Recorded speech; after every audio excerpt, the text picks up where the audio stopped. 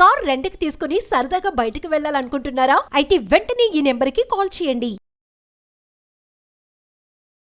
నమస్తే, welcome to Suman TV. ప్రస్తుతం మనతో పాటు ఉన్నారు బిజినెస్ ఎనలిస్ట్ నంది రామేశ్వరరావు గారు. నమస్తే సార్. నమస్కారం. సార్, ఇండియన్ ట్యాక్స్ సిస్టమ్ గురించి మాట్లాడుకుంటే మిడిల్ క్లాస్ మెన్కి అంటే మధ్యతరగతి కుటుంబాలకి ఈ ట్యాక్స్ సిస్టమ్ అనేది ఒక గుదిబండ అనుకోవచ్చు. ఒక్కసారి మనం మాట్లాడుకుందాం. చాలా కామెంట్స్ కూడా వస్తున్నాయి, కొన్ని ఆర్టికల్స్ చూసాను నేను కూడా. అసలు మొత్తం ట్యాక్స్కే పోతుంది సంపాదించింది అంతా కూడా, మేము ఏం తినాలి, ఎలా బ్రతకాలి, ఈ ట్యాక్స్ సిస్టమ్ అంతా కూడా చేంజెస్ రావాలని చెప్పి కొంతమంది మాట్లాడుతున్నారు. అంటే ఓవరాల్గా మీరేం చెప్తారు? అసలు ట్యాక్స్ సిస్టమ్ అనేది ఎలా ఉంది? ట్యాక్స్ అనేది ఎప్పటికీ తీరని మమత, అన్నిటికీ తీరని మమత అంటారు కదా. ట్యాక్స్ వల్ల ఐ థింక్ నాకు నాలెడ్జ్ ఉన్నంత వరకు ప్రపంచంలో 175 దేశాలలో ఇండియాలోనే హయ్యెస్ట్ ట్యాక్స్ సిస్టమ్ ఉంది. కొన్ని కంట్రీలకి వెళ్తే ట్యాక్స్ ఫ్రీ, దుబాయ్ కానీ అట్లా పోతే వాళ్ళు ఆహ్వానిస్తుంటారు. ఇక్కడ మనలు కొరడా మీద కొరడా. ఎందుకంటే లేటెస్ట్ డెవలప్మెంట్ చెప్తాను ముందుకి, చాలా టఫ్ ఉంది. ప్రతి వస్తువు మీద ట్యాక్స్, సర్చార్జీలు, ట్యాక్స్ ఓవర్ ట్యాక్స్. అంటే ఒక మనిషి ఒకే దానికి 2-3 సార్లు ట్యాక్స్ కడుతున్నాడు ఇండియాలో సిటిజన్స్. ఒకదానికి 2-3 సార్లు. యాక్చువల్లీ ఇదేంటంటే జిఎస్టీ అనేది అంటే గూడ్స్ అండ్ సర్వీస్ ట్యాక్స్. అది ఏంటి, అంతకుముందు అలాగల ట్యాక్స్ ఇవన్నీ కలిపి ఒక ట్యాక్స్ కింద, ఒక చట్టం, ఒకే నేమ్ కింద తెచ్చారు. గూడ్స్, అంతకుముందు గూడ్స్ వేరు ఉండేది, ప్రొడక్షన్, సర్వీస్ వేరు ఉండేది.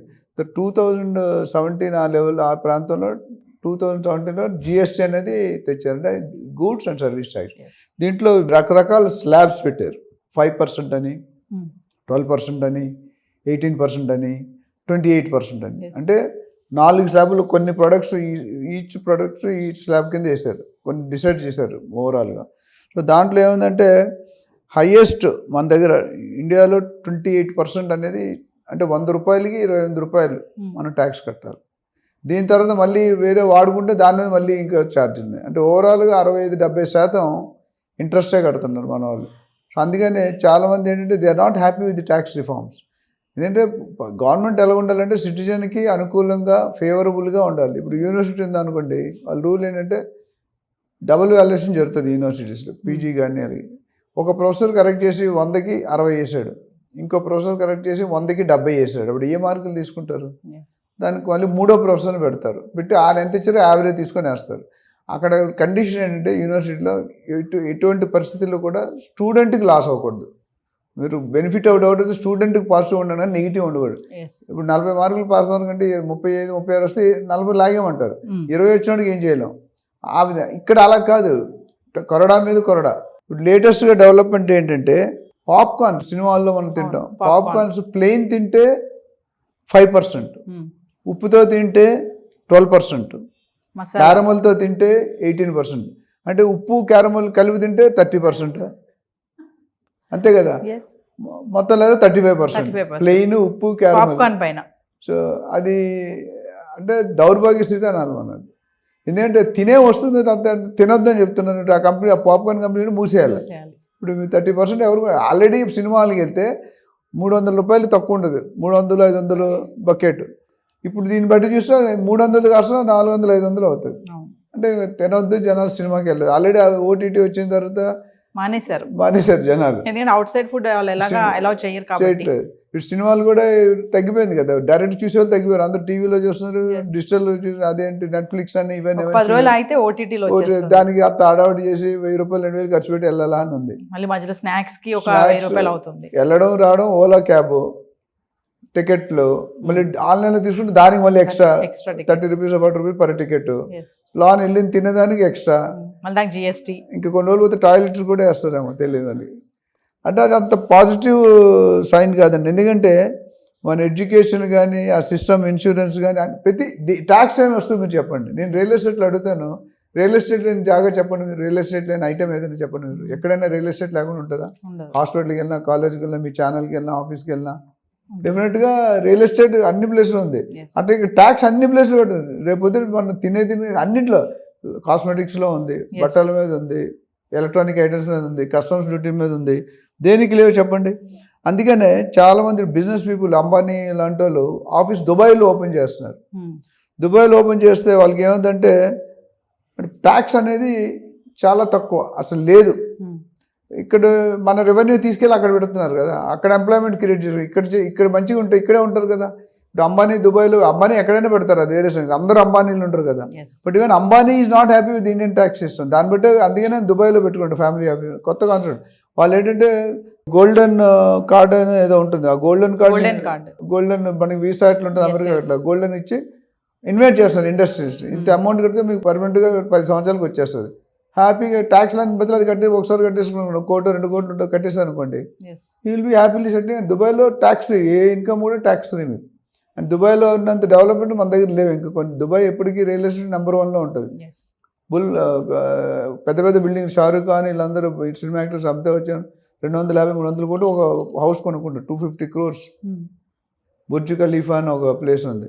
సో దాన్ని బట్టి చూసుకుంటే చాలామంది, ఇంకోటి నేను గమనించింది ఏంటంటే ఈ ట్యాక్స్ ఇంప్లికేషన్ వల్ల HNI, హై నెట్వర్త్ ఇండివిజువల్స్ వదిలిపోతున్నారు ఇండియాకి. ఇప్పుడు అమెరికాలో మీరు చూసుకుంటే ప్రతిదాని చిన్నపిల్లలు పుట్టాడు అనుకోండి, ఆయన education free, insurance free, medical health free, అన్నీ ఫ్రీనే ఉంటాయి. అందుకని చాలామంది యూఎస్కి వెళ్ళిపోతున్నారు. యూఎస్ సిస్టమ్ మనకు రావాలంటే ఇంకో 2-3 దశాబ్దాలైనా వస్తుందో రాదో తెలియదు, రావాలి. లేకపోతే మన గుడ్ టాలెంట్ని మనం పంపించేస్తాం. అదే టాలెంట్ ఇక్కడ ఇచ్చి మీరు ట్యాక్స్లు తగ్గిస్తే వాళ్ళు ఇక్కడే ఉంటారు. ఇండియాకి వస్తుంది కదా గవర్నమెంట్ రెవెన్యూ. ఇప్పుడు ఏముంది, ఆ రెవెన్యూ కోసం వాళ్ళకి వెళ్తుంది, వాళ్ళ దగ్గర ట్యాక్స్లు కడుతున్నారు. వాళ్ళు ట్యాక్స్లు తక్కువ, బట్ వాళ్ళ దగ్గర మన దగ్గర 30, 40, 50% అంటే మనకు సంపాదించే సొమ్ము ఒకటిది, సోకు ఒకటిది అని సినిమా ట్యాక్స్ పరంగా వెళ్ళిపోతుంది. ఇప్పుడు ఒక కామన్ మ్యాన్ తన ఆదాయంలోంచి 32% ఇన్కమ్ ట్యాక్స్ కడుతున్నాడంట, ప్లస్ 28% యూజ్ చేసి సర్చార్జీలు. సో ఓవరాల్గా 65-70%, మొదట్లో చెప్పారు 65-70% అనేది ట్యాక్స్ వెళ్ళిపోతుంది. ఇండియాలో ఏంటంటే, ఇండియాకి ఫారిన్ కంట్రీస్ తేడా ఏంటంటే, ఇండియాలో ఫేవరిజం ఎక్కువ. నాకు నచ్చింది అనుకోని ఇండస్ట్రీ వాడికి తగ్గిస్తాను, నాకు నచ్చదు అనుకో వాడికి శిక్ష వేస్తాను. ఇప్పుడు మన ట్రంప్ ఏమన్నాడు, ఇండియా వాళ్ళని పంపించాలంటే ట్యాక్స్లు కూడా పెడతానండి. బట్ ఇక్కడ అలా కాదు. మొదటి సిస్టమ్ ఏంటంటే, మనకు బడ్జెట్ తయారీ ఎక్కడికి వెళ్ళాలి, ఫస్ట్ అప్రూవల్కి ఎక్కడికి వెళ్ళాలి చెప్పండి. బడ్జెట్ జనరల్గా PM దగ్గరికి, ప్రెసిడెంట్ దగ్గరికి వెళ్ళాలి. కానీ ఇండస్ట్రీ దగ్గరికి వెళ్తుంది ఇక్కడ ఇండియాలో. ఆ ఇండస్ట్రీకి కావాల్సిన మోడిఫికేషన్ చేసుకుని తర్వాత ఫైనల్ అప్రూవల్ వస్తుంది. ఎందుకంటే ఇప్పుడు చాలామంది అంటారు అదానికి మోడీ గారికి ఏ సంబంధం, అదానీ గారు ఆస్తి ఎంత ఉంది అంటే, అది ఎంతవరకు నిజమా, రైటా, రాంగ్ అని మనకు తెలియదు. So but it's not a correct political system అనేది మాత్రం కరెక్ట్గా లేదు. అండ్ చాలామంది ఏంటంటే ఈ ట్యాక్స్ వల్ల కొన్ని ఇండస్ట్రీలే స్థాపించట్లేదు, ఇండస్ట్రీలనే మూవ్ చేస్తున్నారు. ఇప్పుడు అమెరికా ఇండియాకి ఎందుకు వస్తారు, లేబర్ చీప్ అని వస్తారు. బ్యాక్ అండ్ సర్వీసెస్ అయితే ప్రొడక్ట్ కాకుండా బ్యాక్ అండ్ సర్వీస్ లేబరు మనం గంటకు $10 పనిచేస్తాం, అక్కడ గంటకు $40 అమెరికాలో. సో మనం 10 జాబ్స్ లేవు కూడా మనకి $10-15 కూడా ఎక్కువ. $80, $10 అంటే $100, $15 అంటే $1200. గంటకు $1200 మనం ఎక్కడిస్తాం మనం శాలరీ అంటే, రోజుకి 10,000 లెక్క ఇవ్వాలి. అప్పుడు ఎంత అవుతుంది, రోజు 3 లక్షలు 4 లక్షలు శాలరీ ఇస్తున్నాం, మనం 30,000 ఇవ్వడం కింద మీద అవుతుంది. సో ఓవరాల్గా ట్యాక్స్ చూసుకుంటే కనుక ఈ ప్రొడక్ట్స్లో కానీ సర్వీసెస్లో కానీ they have to modify, is చేయాలి. కొద్దిగా లిబరల్గా చేసుకుంటే lot of people come to you. లేకపోతే ఎవరు రావట్లేదు, అందరూ చాలా టాలెంటెడ్ పీపుల్, టాలెంటెడ్ అందరూ ఇండియా నుంచి షిఫ్ట్ అయిపోతున్నారు. దుబాయ్ కానీ మిడిల్ ఈస్ట్ కానీ అక్కడ ఆహ్వానిస్తున్నారు. మనకి ఇక్కడ SEZ అని ఒకప్పుడు ఎలా పెట్టారు, స్పెషల్ ఎకనామిక్ జోన్ అని, అట్లా ఆహ్వానిస్తారు. SEZ అంటే ఎక్కడో ఇన్ఫోసిస్ పోచారం ఎందుకు పెట్టారు అంత దూరం, ఆనే మొత్తం ట్రావెలింగ్ పెట్టుకోవాలి, ఎంప్లాయీస్కి అకామిడేషన్ ఇవ్వాలి, ఫుడ్ ఇవ్వాలి, అది ఎడిషనల్ పడదు కదా. అదే ట్యాక్స్ హాలిడే అని GST కానీ ఇన్కమ్ ట్యాక్స్ కానీ సర్వీస్ ఇవన్నీ హాలిడేస్ కొద్దిగా ఎంకరేజ్ చేస్తారు. అట్లా మన ట్యాక్స్ సిస్టమ్ మొత్తం పాప్కార్న్ మీద వేసిన అనేది చాలా సిల్లీగా కనిపిస్తుంది. సార్ ఇప్పుడు GST అనేది ఎలా అయిపోయిందంటే సార్, ఇప్పుడు డబ్బులు లేక బంగారం పైన లోన్ పెట్టుకోవాలంటే కూడా అక్కడ కూడా GST వేస్తున్నారు. అంటే ట్యాక్స్ లేని ఐటెం పెద్ద ఏమి లేదేమో నాకు తెలిసి. ఇంకొన్ని రోజులు పోతే ఫుడ్ ఐటమ్స్ కూడా బియ్యం వాటిలో కూడా వేస్తారేమో, మరి వేస్తున్నారో తెలియదు. అందుకని గోల్డెన్ వీసా, ఇందా నేను చెప్పాను కదా, దుబాయ్ వాళ్ళు గోల్డెన్ వీసా అని పెట్టారు. ఆ గోల్డెన్ వీసా తీసుకుంటే మీకు అన్నీ కంప్లీట్ ట్యాక్స్ ఫ్రీ. చాలా మంది ఈ మధ్యకాలం గత 5-10 సంవత్సరాల్లో 100 మంది షిఫ్ట్ అవుతున్నారు Dubai. Dubai is a small place, but people are, law is very good, policies బాగున్నాయి. గవర్నమెంట్ ట్యాక్స్ పాలసీ, ముఖ్యంగా ట్యాక్స్ పాలసీస్ మీకు టోటల్ ట్యాక్స్ ఫ్రీ. సో ఓవరాల్గా చూసుకుంటే మన ట్యాక్స్ సిస్టమ్ అనేది ఇప్పుడు ఉన్నది అంత అట్రాక్టివ్గా యూజబుల్గా లేదు. దాన్ని కొద్దిగా మాడిఫై చేసి ఇప్పుడు సింప్లిఫై, ఇప్పుడు IT రిటర్న్స్ కొద్దిగా సింప్లిఫై చేస్తారు. అట్లా ఇక్కడ కూడా పెట్టి మ్యాక్సిమం పబ్లిక్ సిటిజన్స్ ఎవరైతే ఉన్నారో, ఎండ్ యూజర్స్ ఉన్నారో వాళ్ళకి ఉపయోగపడేటట్టు ఉంటే చాలా మంచిది. అంటే ఫైనల్ గా చూసుకుంటే సార్ ఇక్కడ ఈ ట్యాక్స్ వల్ల ఇబ్బంది పడేది ఎవరు అంటే common man. Common man. Rich is becoming richer. Richer. Poor is becoming. వీళ్ళు ట్యాక్స్లు మెయింటైన్ చేస్తే దాన్ని మ్యానిపులేట్ చేస్తారు. బిజినెస్ మెన్ కూడా ఎస్ ఏది ఊరికే రాదు కదా. చారిటీ బిజినెస్ ఎవరు చేయరు, ఎస్పెషల్లీ బిజినెస్ వాళ్ళు. ఇక్కడ కోशिश ఇక్కడ కట్టి ఇక్కడ 10 రూపాయలు ఎక్స్ట్రా కట్టి అక్కడ 100 రూపాయలు అడ్డదారిలో తీసుకుంటారు. అది తీసేయాలి. People should become uniform, straight forward, హానెస్ట్గా చేస్తే వాళ్ళు ఎందుకు చేయట్లేదు ఈ ట్యాక్స్లు కట్టలేదు ఎగ్గొడితే మొత్తానికి ఎగ్గొడుతున్నారు. ఎస్ మీరు తక్కువ చేశారు అనుకోండి. నేను రియల్ ఎస్టేట్లో కూడా ఏం చెప్పానంటే మీకు గుర్తుంటే భూమి వాల్యూస్ పెంచి రిజిస్ట్రేషన్ వాల్యూ తగ్గించారు. కానీ రెండు పెంచితే కష్టం.